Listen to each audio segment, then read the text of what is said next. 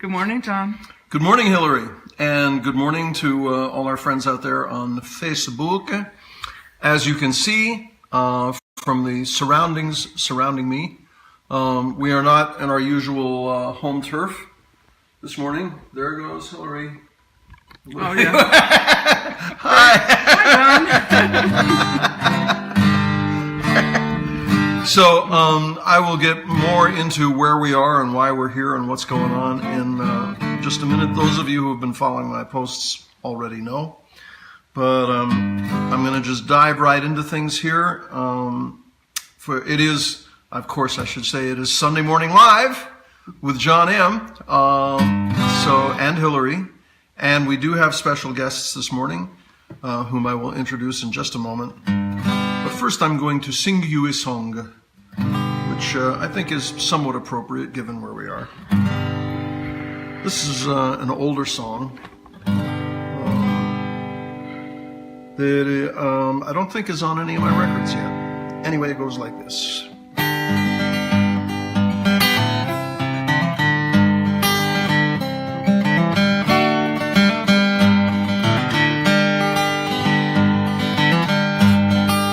I live in a music box, it's a very nice place to be. When my love, she needs a song, she comes and visits me. She only hears my music, she thinks that's all I know. It's a very lovely music box, as music boxes go.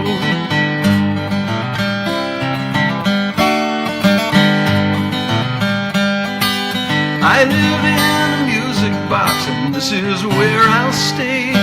My love comes to hear me sing, and then she goes away. There's so much more inside me that I wish that she could see. It's a very lovely music box, she made it just for me.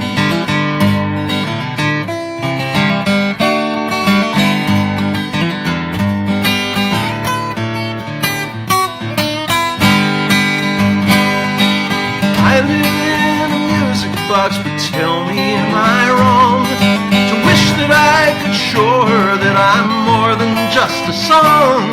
I am a man of passion and of anger and of tears. Oh, the places I could take her if she'd take me out of here.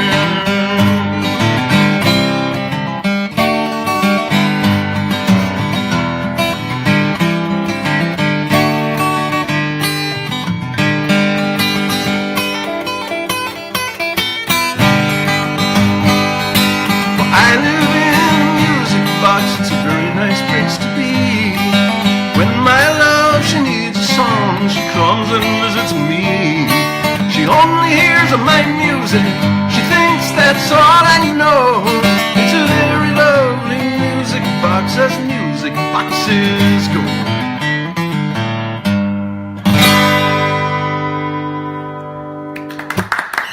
Thank you.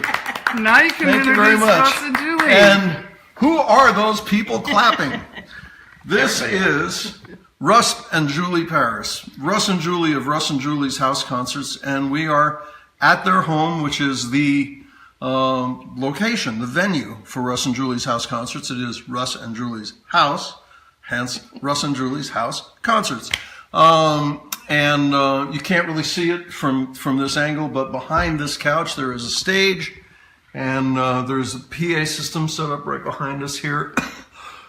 And they every time they have one of these concerts, which they used to do once a month, they clear out this whole living room and this whole really part of the house, and they put a bunch of chairs in here, and a bunch of people come, and they have incredible concerts and people performing. And if you'll indulge me for 1 second, Sure.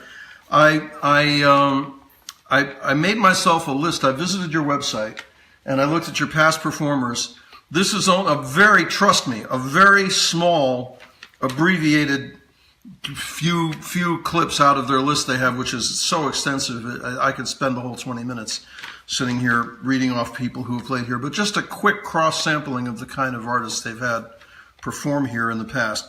Severin Brown, James Coberly Smith, Lowen and Navarro, John Hall, Jim Photoglow, Freebo, Venice, the band Venice, Lawrence Juber, Wendy Waldman, Kenny Edwards, James Lee Stanley, John McEwen, Brindle, which is Kenny Edwards, Wendy Waldman, and Carla Bonoff, Stephanie Bettman and Luke Halpin, Gravity, the Kennedys, Berkeley Hart, the late Alan O'Day, Barry McGuire, Eve of Destruction, and John York, Ronnie Cox, Caroline Aiken, John Flynn, Ellis Paul, Rosemary Butler, the Small Potatoes, and a friend of mine who is familiar to many Sunday Morning Live viewers, John Zipperer, and some guy named John M. It was my honor to play here back in 2004. So I guess it would be a stretch to say that I've played here twice now, but anyway, enough of my rambling. Good morning, and thank you so much for sitting down with us. Usually at Russ and Julie's house concerts, the focus is on the entertainment and the musicians, and you guys rarely say very much or take very much attention other than, greeting people and saying hi, and you do make a few announcements. But most of your announcements are usually about other house concerts and other musical events that are going on, because you tend to be all about promoting that stuff. So this morning we get to actually talk to you and find out who you are and what you do and what motivates you to do all this stuff. So good morning. Let's start. How long have you been doing this, and what motivated you in the beginning to start doing house concerts? This is starting our 22nd year. And what motivated us? There was nothing out here back then. That's the main thing. Is it was a very quiet, sleepy town. We are in Oak Park, which is unincorporated Ventura County. Mm-hmm. And for us, growing up in LA, music was going to the Greek or the Universal Studio, Universal Amphitheater, some of the bigger venues. We didn't know about little tiny venues like this. Well, it was also kind of a revelation when we discovered that you could have concerts in smaller locations. It was a house concert we went to for Severin Brown that was the first time we ever experienced anything like that, and it was something that was just it's magical to have the opportunity, especially when you're a fan of music. Not everybody is as big of a fan, but if you really love music and you love going to concerts, the idea of being able to see that person in a smaller location, something more intimate. It's like coming down from the Hollywood Bowl and going to see a show at the Troubadour. There's a big difference, and this was the same kind of change for us to see somebody that we liked, who we respected as an artist, and to be able to see them in an intimate setting where we were able to sit down with them afterward and say, thank you for the show, really enjoyed that. That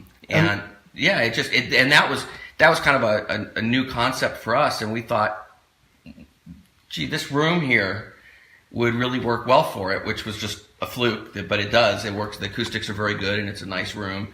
And so we asked Severin if he wanted to do a show here, and he said yes. And our first show with Severin Brown and James Coverly Smith was in February of 1997. Wow.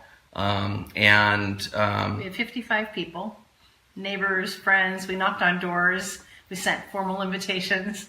It was a one-time deal. Yeah. It was one time we rented chairs from Lister Rents, and we took all of our furniture out of this room, and we set up these chairs, and it was a great show. It was one of those nights where the musicians and the audience really connected very well. And afterward, people kept saying, so when's your next one? When are you going to do this again? Yeah. And so it took off, and we did a few shows the first year and about 6 the second year, but after that, we started doing monthly shows. We were doing 12, 13 shows a year for about 20 years. So you're right off the bat, you've hit on the thing that I love most about house concerts, which is the close interaction between the audience and the artist. The house concerts now, they've been around for a while, and they're not quite the new phenomenon that they were back in the day. But I still, sometimes when I do house concerts now, I'll ask people, how many of you is this your first house concert? Mm-hmm. And there's still some hands always go up, and it's just as you say, in a conventional venue, and especially in a larger conventional venue, there's that dynamic of, I am the star up here on the stage and the lights, and you peons are my audience, my worshipers, and all of that goes away And in we house have people, concerts. we've had musicians who said, "Can you hold my chart?" Yeah. To the people in the front row, or can Yeah. you reach me that guitar stand over there? Now, Speaking of your chart, I want you to hold out. If you want to come to Russ and Julie's house concert, here's the way to do it. So it's houseconcerts.us, and at the bottom of the website, you'll see a little sign up if you want to sign up on our mailing list. A little sign up. Thank form. you. so would I be correct in assuming that in your first few house concerts, you probably didn't have the stage? And were they unplugged? Did you not have a PA back then? Our first show, I believe, was unplugged. Our second show, actually, the performer brought in a sound system. And we went back and forth. And at times, we were asked to bring in a sound system for musicians from out of the area. And we eventually realized that with this room being the size that it is, that it works better for most artists with a PA, so they're not shouting. Right. And they're not stressing their voice too much. So we went and we bought a sound system. We eventually built the stage. One of the first things we noticed was that we needed some sort of lighting because the performers people were playing in the dark, and you want to be able to see the person. The stage didn't come until we were at a house concert somewhere else, where we were sitting in the front row and realizing that the person behind us was looking. They're playing guitar down here, and they're looking up here, but they're looking at the back of our heads trying to see what's going on. So we thought a little riser back there would make a big difference for people coming to our shows. And we literally, with the help of Ron Sarpedy, who designed it, we literally took nails and screws and hammers and built the stage, which was really fun. Yeah. Ron did a great job designing that and building it with us. Yeah. Well, having been on it myself, I can tell you that it works quite well. And having attended many house concerts here. So I still, they run the whole gamut. I still do a number of house concerts that are unplugged. I typically bring my own PA system, but I don't always use it. And I've done house concerts in places that had a full stage and lights and sound and the whole thing. And I've also done some where I was just on a living room floor. Right. And I know a lot of them are specifically, supposed to be acoustic only, and they don't allow anyone to plug in, and that's great. I think and lights are a pretty rare thing in house concerts. I love the fact that you guys have them, but I can only think of one house concert that I've ever done where there was any kind of stage lighting. We found the shadows at night in this room make it pretty dark, so we have lights from both sides, and it really helps. Well, you guys tend to be. One thing that I've always really appreciated about you, and I know in talking to other people who've played here, you tend to be very considerate of the needs of the artist. It's not just you can set up here in the corner and play your songs, and you want to make sure that they're comfortable, that they like the sound, they like the light, they have a room to warm up in. You always make sure they're well fed. You take care of people, and that's not take it from me, having traveled the country, it's not that common. Because it's not about us. We call it Russ and Julie's House Concerts, so our name's on it. But for us, it's about the music and the artist, and we're providing a space. But we want the show is the performer's night. It's not our night. It's the performer's night, and we want them to be comfortable and happy. And if they're not, then the night was not a success. Whether everybody else had a good time or not, it's important that they're comfortable. And it's an interesting line that you walk when you're doing house concerts, because you're trying to be as professional as possible in terms of making it a venue from the performer's perspective, but at the same time, house concerts are in a private home, right? And they're not a professional venue, and you have to put it on as a private party, right? Just because of zoning restrictions, if nothing else, and ASCAP and BMI also, which would have a fee if it was a public performance. So it's a private performance in a private home, and it's technically by invitation only. Right. And so you're kind of throwing a party, but the musician, from his perspective, that musician needs to understand this is a very professional venue and you run it nicely. They want to perform there. And then from the audience perspective, you also need to let them know this is not a party. You're not out there drinking. You're in here watching a concert. We turn all the lights off in the rest of the house, and it's a listening trying to room. make it. Well, it's a listening room, exactly, and which is another one of the things I love about house concerts in general, and yours in particular. And you tend to understand, and I think this is common to both conventional venues and house concerts, is that you understand better than a lot of people do that if the performer is comfortable and happy, he's going to do a better show. It won't be a conscious decision necessarily, but the better someone feels. Same thing in a recording studio. If someone's comfortable with what they're doing, they do it better. And the audience enjoys it more. It's part of why we started asking our performers to come early, not just to set up, but to have dinner with us. Was because we wanted them to get to know us, and we wanted to get to know them because they're more comfortable, and it makes a better show. The main reason we do this is we love the music. And there's great music being made today that the majority of people just aren't hearing unless they're coming to small venues like this.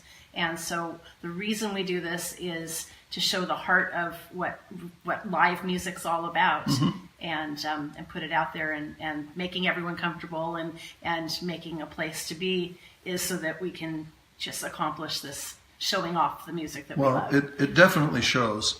I do have more questions for you and more that we want to talk about, but I'm gonna interrupt things to play another song because that's what I do. And I'm not quite as, you always, the focus is never on you when you guys, the focus is on me when I do these things. And we got to include some music in these things, but I wanted to do a song. I have another song coming up at the end that's kind of specifically for this, but a lot of times I like to throw in at least one cover song when I do these things. And it occurred to me that you guys are probably at least moderate Leonard Cohen fans. So I'm going to do a song that I almost played last week, but I didn't play it, and haven't played it here in a while. And it's just a beautiful song, and so I'm going to play it.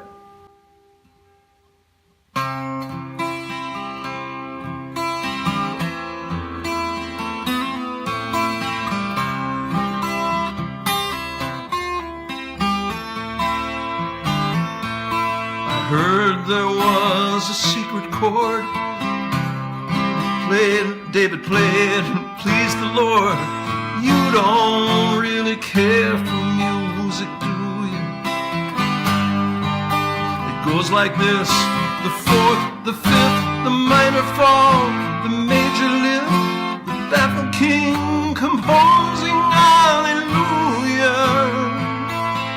hallelujah. Hallelujah, hallelujah, hallelujah.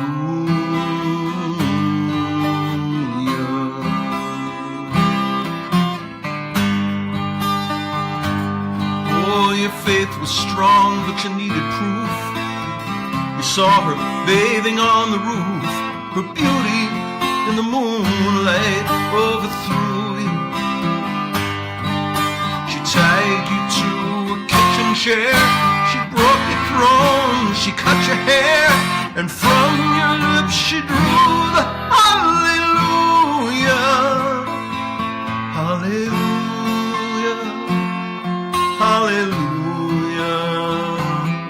hallelujah, hallelujah.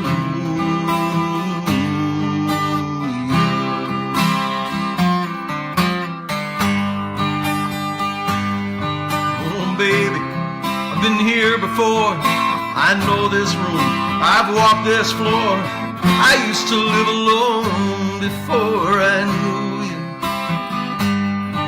And I've seen your flag on the Marble Arch. Love is not a victory march, It's a cold and it's a broken. Hallelujah. Hallelujah. Hallelujah. Hallelujah. Hallelujah.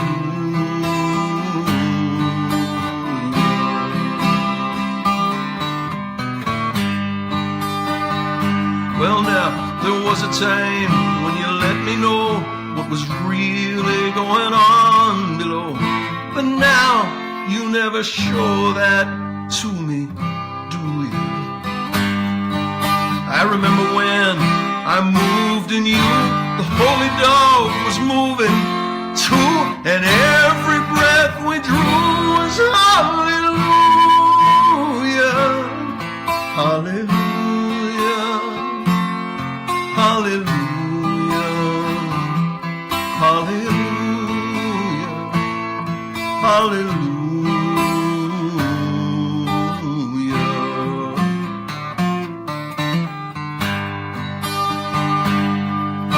Now maybe there's a God above. All I ever learned from love was how to shoot at someone who outdrew you. It's not a cry that you hear in the night.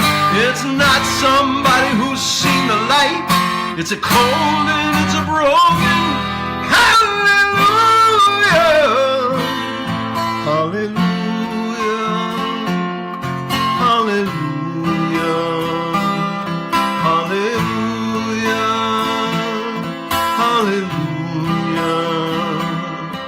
Hallelujah.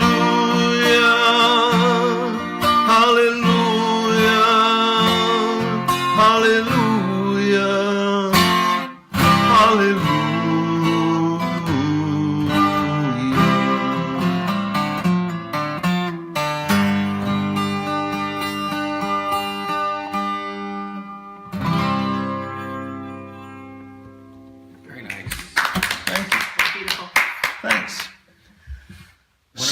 I would say one of my favorite Leonard Cohen songs is "A Thousand Kisses Deep," and there's a Jackson Browne cover of that on a tribute CD. It's a European album. I think it might be Spanish, but it's somewhere in Europe. And it's like a live album of various well-known performers performing Leonard Cohen songs. And Jackson's version of "A Thousand Kisses Deep" on that is probably my favorite Jackson Browne track of all time. It's just a gorgeous, gorgeous rendition. I'll have to seek that out. So, so I mentioned before, you guys, you for the longest time you were doing these once a month, as you said, 12, 13 concerts a year, and I understand things now are changing, and you're going to be doing them once a week, right? By popular demand? No, just kidding. Although I'm sure the seats would be full if you did. But are you doing them now like sort of quarterly, or is there any regular schedule to it? Or we don't have a regular schedule, but quarterly is kind of what we're thinking, probably for a year. After 20 years of doing monthly shows, we just decided that was a little bit too much for us to continue keeping up that pace. It was easier when we were 20 years younger, moving furniture and setting up. Yeah, sure. The most difficult part for us, or one of the most difficult parts for us, has always been booking and who to book.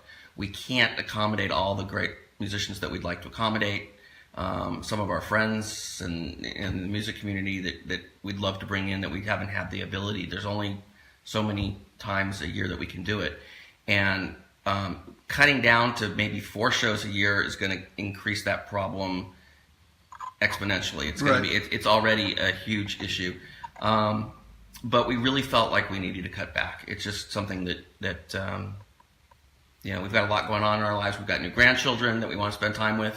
Yeah, and we're working. And we're working full time. Yeah. And it's we haven't retired yet, so. Good. It's still. You are not ever allowed to retire. You have to do this until you die. No, we will keep doing this. We will keep doing it. We still, every time we're tired or think we're tired of it, we have another great show that reminds us why we do it, and then we just want to do more. It's just we can't stop. So I know You probably almost don't even want me to ask this question, but I have to, because if I don't, people wonder why I didn't ask. And obviously, you said when you were doing them once a month, it was already a problem. Even then, you couldn't accommodate everybody you wanted to. And so now it's more difficult still. Having acknowledged that, if people are watching online and they go, "Oh, this Russ and Julie's house concert thing, this looks pretty cool. I want to go play there." How does anybody whom you don't know who they are right now have a chance of getting in here? And whether you know them or not, what is if somebody wants to be considered to play here, how do they get your attention? Want to start with that, or put me on the hot seat? The answer is we are always open to it. We're always interested in what's out there that we don't know. We're going to the National Folk Alliance Conference in February for that reason, because we always love to see what else is out there. By all means, contact us on our website. Your website? Hence our website. It's houseconcerts.us. And let us know how you heard about us, what prior experience. I mean, the way we choose artists who play here really is so subjective, and our biggest thing is we have to really like their music. Both of us have to agree. But it's kind of a from the hip. I mean, we've got a list of 100 artists that we've been talking to, and I mean, literally 100 artists or more. We've had 230 shows roughly in the last 22 years, and the majority of those artists would like to come back. And a lot of other artists that we've never brought in that we'd like to have. So there's this list in front of us, and sometimes it's just a matter of, we haven't had this person in a while, or we haven't had a bluegrass show in a while. Let's pick a bluegrass. It's just something, it just has to just feel right at the time. And I noticed when I visited your website the other night, and I looked at your extensive list of a couple of hundred, people who have played here. There were, and I'm familiar personally with a large percentage of them, but there are very few on that list who have played here more than once. There are a few. There are some who play here regularly. Lawrence Juber's played here probably 5 or 6 times. Right. Wendy Waldman's played here a number of times. And in the earlier years when we first started doing it, it was easier to get a repeat. We didn't know as many musicians at the time. Right. But I'm just saying, no, there definitely are some, but out of, a couple of hundred. But it goes back to our wanting to expose as many new artists to our audience. And our audience goes to, it's interesting, we cross-promote with a lot of other house concerts and small venues. We have a website that Russell runs that's Acoustic Music 101, and it's all the venues from Ventura to Pasadena, all along the Ventura Freeway corridor. So. Two very quick kind of nuts and bolts questions, and then we'll wrap this thing up. But the first one, there is a donation whenever people come here.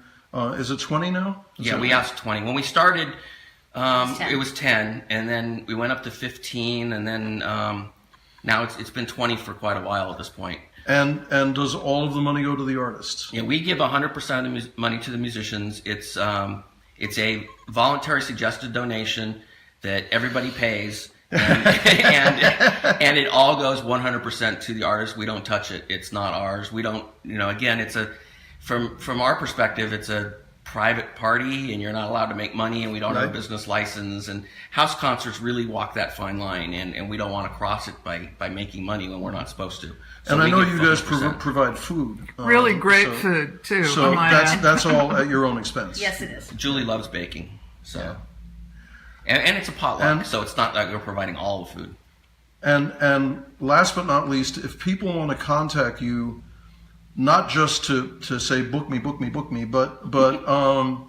if they want to contact you for more information about house concerts in general, or any tips or advice, or on hosting their own house concerts, or where they might find house concerts in their area if they're not local to SoCal here. Are you open to that? info@houseconcerts.us. Yeah, we can do the sign one more time. Yeah. And again, our email address for that would be info, at houseconcerts.us. We're happy to answer any questions people have about house concerts and help them get started. People seem to be intimidated. They come to our house concerts. We've got stage and sound system and lighting, which is, more than a lot of house concerts have.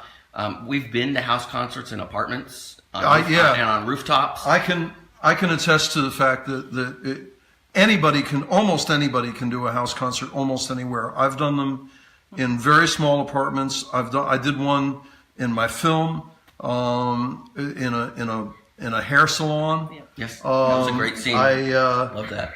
You can do one. I've done them on backyard patios. In a barn. In a barn, yes. In the same film, I did one in a barn, and that was amazing. That was a big space. No, that was not in the film. That was last year. Oh, last year, yes. That was a horse corral. That was amazing. There was these friends of ours up north invited me to do a house concert. They called it a barn, but there was a horse. It's an arena, track an indoor arena with barns. And it was all Great it was like 6 inches of dirt on the floor, Yeah. and where the horses run and so forth, and hay and everything.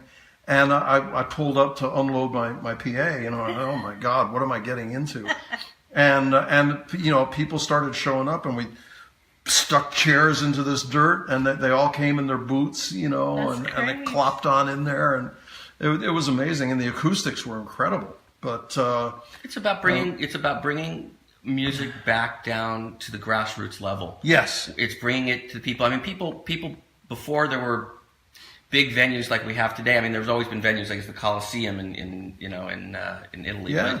But outside of big stage things like that, people performing in homes is not anything unusual. And the big stage thing has its place. I mean, I enjoy going to see shows at the Greek, and we Hillary and I last year we went and saw Emmylou Harris and Lyle Lovett at the Greek, and it was wonderful.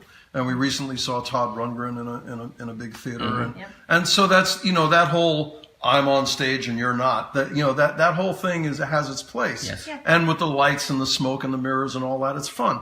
But it's still, you can't get away from my favorite performance experience, either as an audience member or as a performer, is just that close proximity with the audience and just being able. Once to you've get experienced it, you're you get spoiled hooked on for it. life. And John even wrote a song about it, didn't you, John? John did write a song about it, and it is kind of the theme song from my film, which I will plug very quickly. I have a film. It's on DVD. It is still available. It's called House Concerts: The Home Invasion Tour. You can private message me on Facebook or email me if you're interested. I years ago, back in 2000, I did a cross-country tour starting in New Hampshire and zigzagging my way across country to Los Angeles, doing nothing but house concerts all the way across.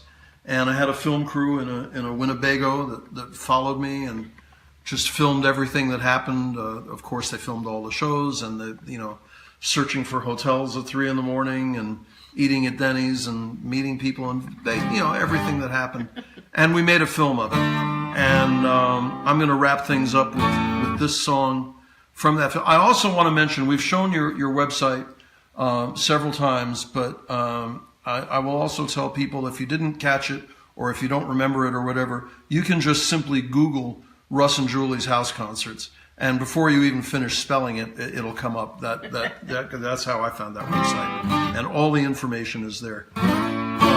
Thank you once again for joining us. Thank you for having us. This is a song that I'm going to do just for you, because it's kind of about you guys, and then we'll say goodbye after this. But this is called Home Invasion. I hope you like it.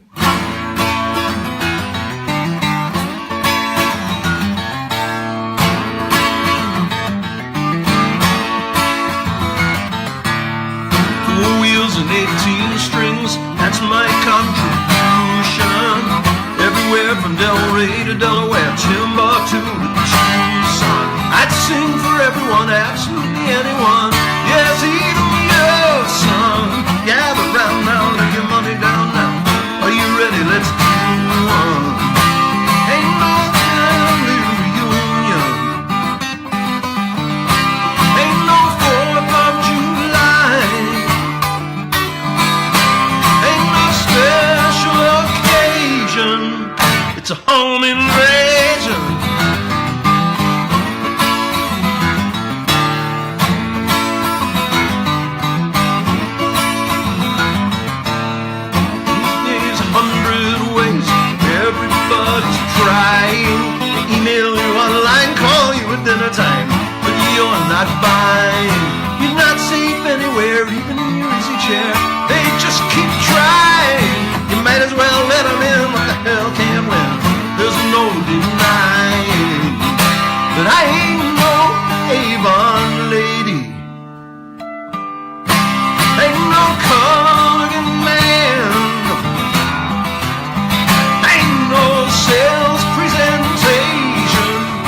It's a home invasion.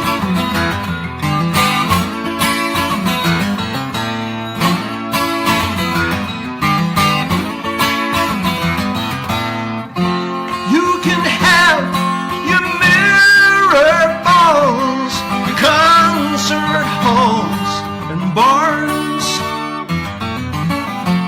I'll play tunes in living rooms. We're happy where we are.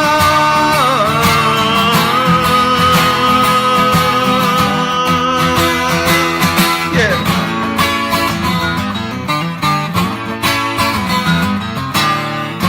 All right. 4 wheels and 18 strings. That's my only weapon. What you get from the songs I sing depends on your perception. Never fear, there's no danger here. This ain't true confessions. Just simple rhythm and melody, simple chord progressions. No guns in these cases. Just my 12-string guitar. Confrontation, it's a home invasion.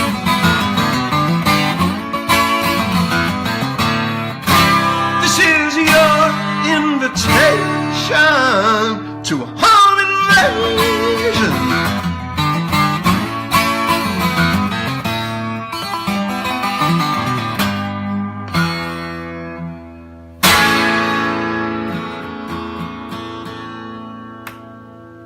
Wonderful. Thank you. Thank you very much. That was Home Invasion. That is on my most recent CD, M6. And thank you again to Russ and Julie Paris of Russ and Julie's House Concerts. It's really been a pleasure to sit and chat with you this morning and mine the depths of information that you guys have about house concerts. People are welcome to contact you if they Yes, want more please. info or have more You know, questions. hosting a house concert is not as intimidating as it might sound, and it's very, very worthwhile. And for the musicians out there that want to play house concerts, I really suggest putting it out there to your fans that you're open to doing house concerts. Let your fans know. I mean, the idea Amen. of having That does work. The idea of having one of your favorite performers performing in your living room is a dream to people. They don't know that it's possible. You know, that tour that we made a film of, that's how we booked most of it. Most of the concerts we did were not established house concert series. Most of them were people trying it out for the first time, and we got to them by, you know, people who knew me, who heard my music and liked me. You know, some of them couldn't accommodate me themselves, but they said, "Why don't you talk to so and so?" And then that person said, "Oh, you know, I know somebody in Iowa," you know, and it went on from there. So A lot of good-hearted people out there. yeah. So yay for acoustic music and homegrown music. Thank you for joining us. There's probably a bunch of people I haven't said hi to. Oh, yeah. So So thank you. many. When we have more time and when it's just me, sometimes I do a little more one-on-one chatting with people than I've done this morning. I'm not ignoring you. I'm glad you're here. We're all glad you're here. We have fun doing this, and we had a lot to squeeze in this morning, and we're already actually quite long. But thank you for joining us.